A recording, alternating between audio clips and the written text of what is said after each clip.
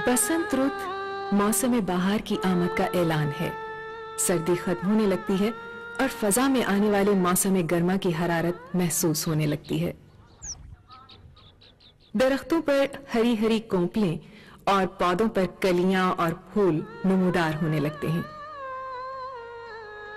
खेत और खास तौर से सरसों के खेत पीले पीले फूलों से भर जाते हैं। ऐसा लगता है कि ताहद्दे नजर पीले रंग का कालीन बिछा हुआ है।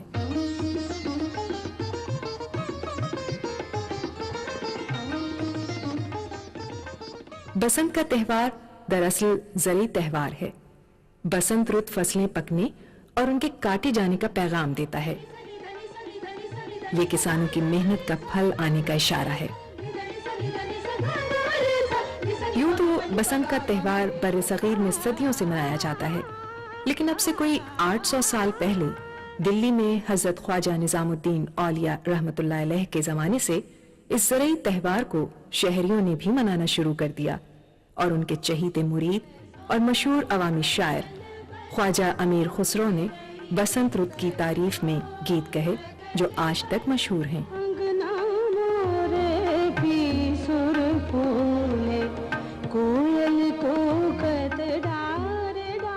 मुगलों के दौरे हुकूमत में ये त्योहार जश्न नौरोज की हैसियत से मनाया जाता था और इसको जश्न बहारा भी कहा जाता था। इस मौके पर बादशाह दरबार करता था, उसे नजरें पेश की जाती थीं और बादशाह लोगों को तोहफे देता था।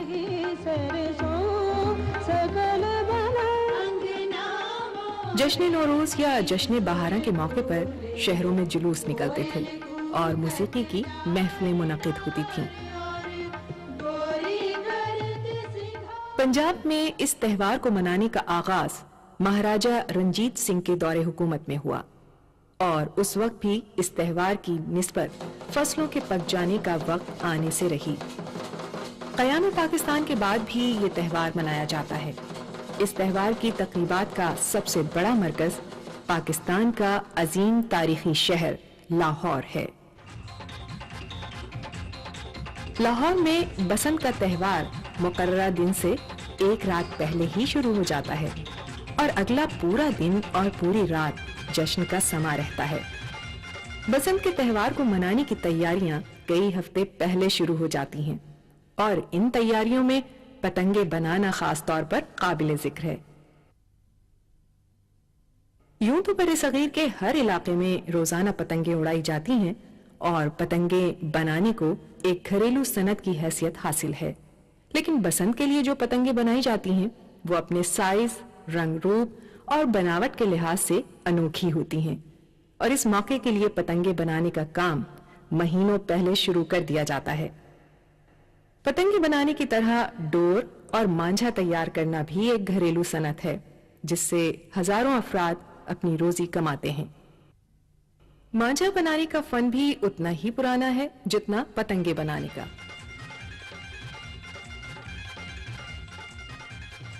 पतंगों को बेचने के लिए एक अलहदा बाजार भी है जहां दुकानों को रंग बिरंगी पतंगों से सजाया जाता है। वैसे पूरे लाहौर के बाजारों में पतंगे फरोख्त होती हैं और उनकी दुकानों पर खरीदारों का हुजूम हो जाता है। बसंत के मौके पर पतंगे महंगी हो जाती हैं, लेकिन इसके बावजूद खरीदार दर्जनों के हिसाब से पतंगे खरीदते हैं। कई सालों से हम लोग ये काम कर रहे हैं। अच्छा काम है, रीजनेबल काम है, इसमें मुनाफा भी ठीक है, किसी किस्म का कोई मुश्किल नहीं है। एक रीजनेबल तरीके से हम इसको चला रहे हैं। हमारा ये जो त्यौहार हो चुका है ये बसंत का, लोग इसको बहुत जोश खरोश से मनाते हैं। तो उस हवाले से हम लोग इधर कारोबार भी लाखों लोगों का, करोड़ों लोगों का जो कारोबार है वो गुड्डी डोर का है, और कई घर हैं वो इससे आबाद हैं। पतंग बनाना कोई आसान काम नहीं, इसके लिए बड़ी महारत और तजुर्बे की जरूरत होती है। लाहौर में पतंग बनाने वाले एक माहिर उस्ताद का कहना है, मुझे तकरीबन 7-8 साल हो गए ये पतंग बनाते हुए, और अब जाके कुछ बेहतर पतंग बना सकते। पतंगे उड़ाने और पेंच लड़ाने के लिए खास तौर पर एक तरह की डोर बनाई जाती है जिसे मांझा कहा जाता है। सादी डोर तानकर उन पर एक खास किस्म का मसाला लगाया जाता है जिससे डोर में काट देने की सलाहियत पैदा हो जाती है। ये मसाला कई चीजों से मिलाकर बनाया जाता है, इनमें पिसा हुआ बारीक शीशा भी शामिल होता है। मांझा कई रंगों में तैयार किया जाता है, फिर उसके गोले बनाए जाते हैं या उसको चरखियों पर चढ़ाया जाता है। एक अंदाजे के मुताबिक बसंत के मौके पर लाहौर ही लाहौर में बसंत के दिन 60,000 से 1,00,000 गज तक मांझा फरोख्त हो जाता है, और पूरे त्यौहार के दौरान 10 लाख गज मांझा और डोर बिक जाना एक मामूली बात है।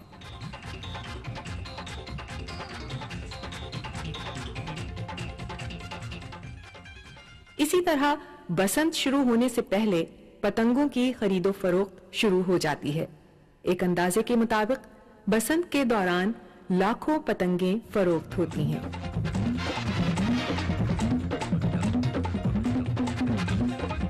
बसंत के दिन और बसंत की रात लाहौर और उसके मुज़ाफ़ात में जिस कसरत से पतंगे उड़ाई जाती हैं, उससे अंदाजा लगाया जा सकता है कि इस घरेलू सनत से कितने लोगों की रोजी वाबस्ता है, और इस सनत से वाबस्ता लोगों ने पतंगे बनाने में कैसे कैसे अनोखे अंदाज इख्तियार किए हैं।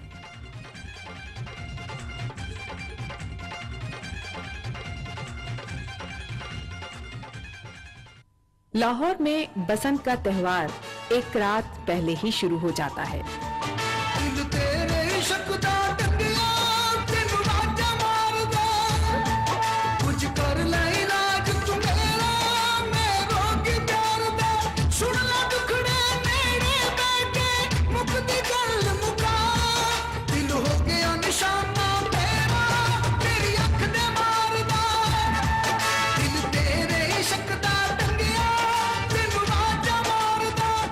हवेलियां सजाई जाती हैं, मौसीकी की महफिलें होती हैं, मेले लगाए जाते हैं, पतंगों के साथ और कारोबार भी शुरू हो जाते हैं।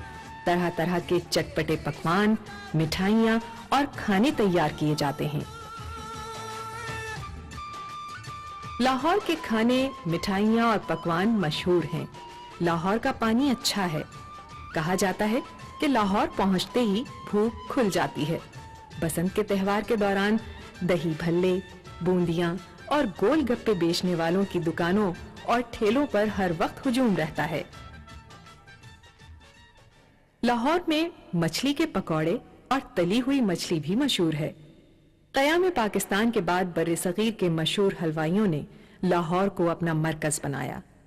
लाहौर का कलाकंद, बर्फी, पतीसा, गुलाब जामुने, इमरती, बालूशाही, लड्डू और दूसरी मिठाइयां सारी दुनिया में मशहूर हैं।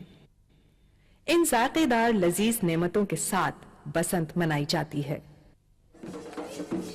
घरों की छतें आबाद हो जाती हैं। रात में सर्च लाइट की रोशनी में पतंगे उड़ाई जाती हैं और पेंच शुरू हो जाते हैं। बसंत के दिन सूरज निकलने से पहले आसमान में पतंगे नजर आने लगती हैं। बसंत का सूरज खुद बसंती रंग की रोशनी फैलाता मशरिक से तुलू होता है। लाहौर का आसमान देखते ही देखते सूरज की रोशनी के साथ रंग बिरंगी पतंगों से भी भर जाता है। पुराना लाहौर इस अजीम तारीखी और तहजीबी रिवायतों के अमानतदार शहर का दिल है। यहाँ बसंत का त्यौहार सदियों पुराने अंदाज में मनाया जाता है।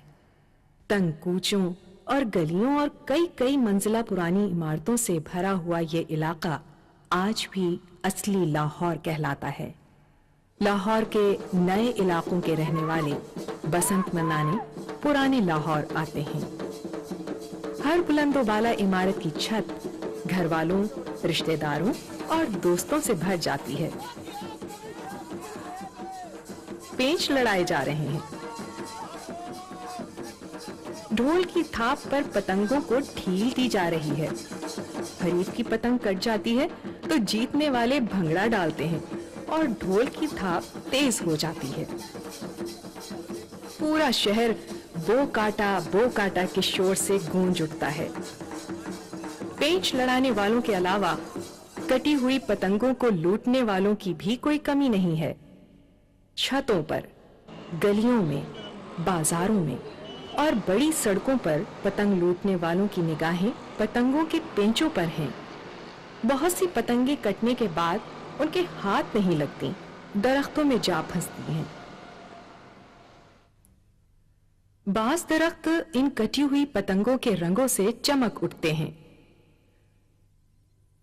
नए लाहौर की जदीद आबादियां भी बसंत मनाने में किसी से पीछे नहीं हैं।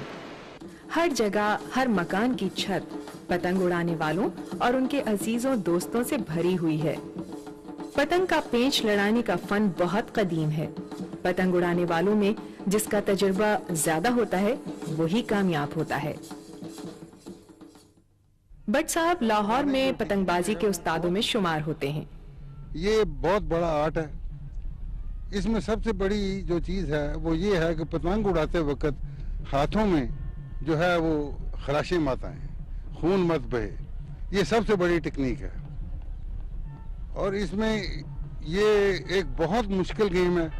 ये क्रिकेट वगैरह और हॉकी वगैरह से भी ज़्यादा इसमें टेक्निक है। इसमें हर किस्म के दाव पेच हैं। ये देखा जाता है कि किस वक्त किसने कैसी डोर छोड़ी है और उसके मुताबिक उसका रिएक्शन करना पड़ता है। अगर हम सही रिएक्शन करेंगे तो पेज काट देंगे, अगर डोर ज़्यादा छोड़ देंगे या कम छोड़ देंगे एस्टीमेट के मुताबिक तो वो कट जाएगी। अगर आप ठीक तरह पेज करेंगे जो टेक्निक है तो नामुमकिन है कि पतंग कट जाए। मेरे ख्याल में औरतों का हमेशा से ये किरदार रहा है बसंत के मनाने में। मुझे याद है बचपन में जब बसंत के दिन आते थे तो दुपट्टे रंगने का एक एहतमाम किया जाता था और मुख्तलिफ किस्म के डिज़ाइन होते थे। लहरिया दुपट्टे होते थे जिनमें मलमल के दुपट्टे तय करके तुमको रंगा जाता था। उसमें बसंती रंग तो था ही, लेकिन साथ साथ कभी सुर्ख कभी हरा रंग जो है उसके साथ लगा के तो देखा जाता था। फिर चूड़ियाँ पहनने का एक पूरा शुगल होता था कि भी पीले रंग की चूड़ियाँ पहनी है, पीले के साथ हरा, और मुख्तलिफ किस्म के जो पीले रंग थे, गहरा, हल्का, इन सब का कुछ इंतजार जिस तरह से देखा जाता, तो उसमें पूरा एक विजुअल एस्थेटिक जो था वो शामिल था। और फिर ये कि बहुत सी और चीज़ें जो थी उससे मुंसलिक थी। ये कहना कि सिर्फ मर्द पतंग उड़ाते हैं ये भी सही नहीं, क्योंकि मुझे याद है हम लोग भी छत पे चढ़ के और पेचा लगाते थे। मैं तो खैर बिल्कुल बहुत बुरा पेचा लगाती थी, लेकिन कुछ लड़कियां बहुत माहिर होती थी। बच्चों के भी मजे हैं। अगरचे बच्चे खुद पतंगे नहीं उड़ा रहे हैं, लेकिन पेंच लड़ने के वक्त उन्हें शोर मचाना जरूरी है। बसंत के दिन सुबह के नाश्ते से लेकर लंच, डिनर सब मकान की छत पर ही होता है। नई नस्ल भी पतंग उड़ाने का शौक रखती है। हम लोग शादमान और इकबाल टाउन से तीसरी दफ़ा यहाँ पर आ रहे हैं बसंत की खरीदारी करने के लिए, और हमारे घरों पे बेहतरीन इंतजाम है। इस दफ़ा कराची से, फैसलाबाद से, पिंडी से सब लोग आते हैं यहाँ पतंगबाजी मनाने के लिए लाहौर में। और लगता है कि हम 2 दफ़ा और आएंगे शायद गुड़ियाँ खरीदने के लिए, डोर शोर खरीदने के लिए। बेहतरीन जगह है ये, और यहाँ पे बहुत तादाद में अवेलेबल होती हैं गुड़ियाँ। आहिस्ता आहिस्ता बसंत जो है इसका ट्रेंड बढ़ता ही जा रहा है। अब तो आजकल सूरत हाल ये है कि कॉर्पोरेट लेवल पे भी मुख्तलिफ कंपनीज बसंत की पार्टीज अरेंज कर रही हैं, जहां लोगों को स्पेशली लाहौर बुलाया जाता है कि वो आके बसंत मनाते हैं, और मुझे लगता है ये ट्रेंड आहिस्ता आहिस्ता बढ़ता जाएगा। बसंत एक अवामी त्यौहार है जो रफ्ता रफ्ता हर खास आम का त्यौहार बनता जा रहा है। हर अवामी तक़रीब अवामी सकाफत का हिस्सा बन जाती है। आज बसंत का त्यौहार सिर्फ लाहौर में नहीं, पाकिस्तान के बहुत से छोटे बड़े शहरों में मनाया जा रहा है। बसंत की तकरीबात सिर्फ एक दिन या 2 रातों को नहीं मनाई जाती, इनका सिलसिला कई हफ्ते जारी रहता है। मैं तुमको बताऊं कि होता क्या है कि जिस वक्त सर्दियां अपने उरूज पे होती हैं ना, तो हर किसी का जी चाहता है कि चढ़ के धूप सेके। अब धूप, छत के ऊपर बैठ के धूप सेक रहे हैं, कुछ देर के बाद कहता है कि भाई कुछ करना चाहिए, तो कोई बच्चों ने कोई कागज का टुकड़ा लेके उसको धागे से बांधा, वो हवा में उड़ना शुरू हो गया, बड़े खुश हुए, उससे ये गुड्डी बन गई। तो ये जरा सा फॉर्मलाइज कर लिया हमने धूप सेकने को, और अब बहुत अच्छी बात जो हुई है वो लोगों के खुश होने का बहाना बन गया। ये बहुत अच्छी बात है कि लोग इसको खुशी मनाने का बहाना बना रहे हैं। अब आहिस्ता आहिस्ता सेटल होगा, जो खुशी मनाने वाले जो एक कोने में बैठ के खुशी मनाया करेंगे, जो गुड्डी उड़ाने वाले वो दूसरे कोने में से गुड्डी उड़ाया करेंगे। अब भी हो रहा है, किसी हद तक और ज्यादा बेहतर हो जाएगा। मुझको सिर्फ ऑब्जेक्शन ये कि हम तो सिर्फ गुड्डी उड़ाया करते थे और कीमे वाले नान खाया करते थे और गजरेला खाया करते थे, ये सब कुछ तय होता था इन चीजों के साथ। जब मैं लड़का था तो कोई 1 लाख का शहर था, सुना है 60 लाख का शहर हो गया। वो 1 लाख में से समझो 20,000 गुड्डी उड़ाते थे, अब 60 लाख में से 65,500 गुड्डी उड़ाते हैं, जो कि कराची से और गुजरावाले से पता नहीं कहां से लोग आते हैं।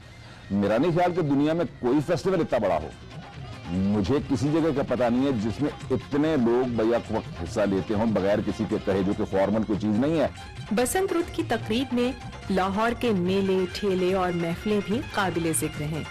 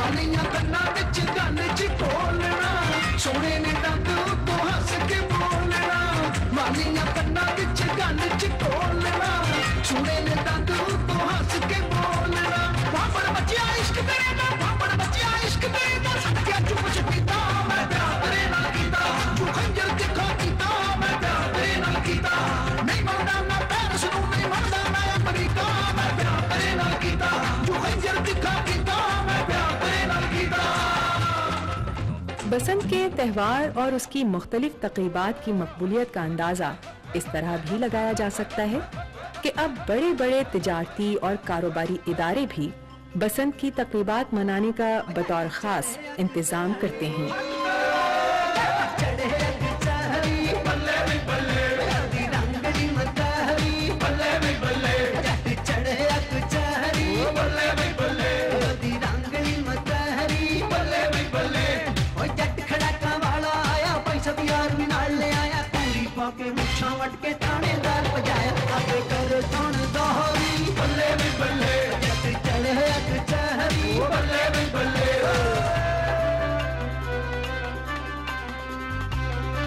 इस फिल्म का ड्रॉप सीन सुनिएगा।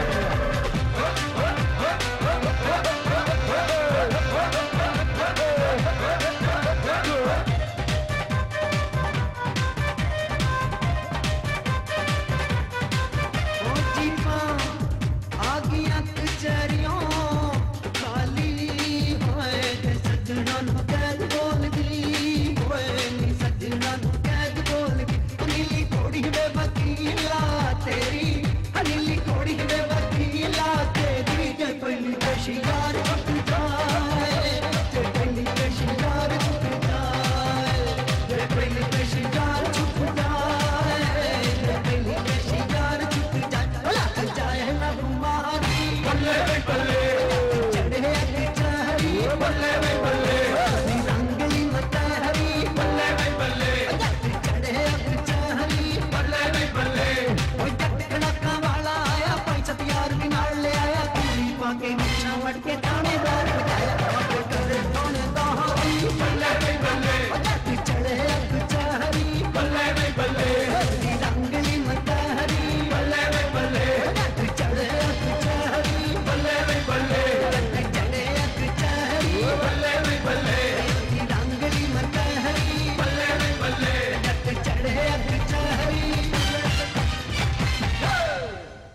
बसंत के दिन का सूरज गुरूब होता है। 14वीं का चांद अपनी पूरी रानाइयों के साथ बुलंद होता है, लेकिन पतंगों के पेंच जारी रहते हैं और इनके साथ दूसरी तफरीही सरगर्मियां भी नुक्ते उरूज पर पहुंच जाती हैं। आतिशबाजी बर्रे सगीर का ही नहीं, सारी दुनिया का एक अहम और खास फन है। आतिशबाजी के माहिरीन अपने इस फन का मुजाहरा नित नए और अनोखे अंदाज में करते हैं। ये सिलसिला पूरी रात जारी रहेगा। अगरचे अगली सुबह बसंत का जश्न बहारा खत्म हो जाएगा, लेकिन न सिर्फ लाहौर और पंजाब में बल्कि पाकिस्तान के कई और छोटे बड़े शहरों में ये जश्न जारी रहेगा।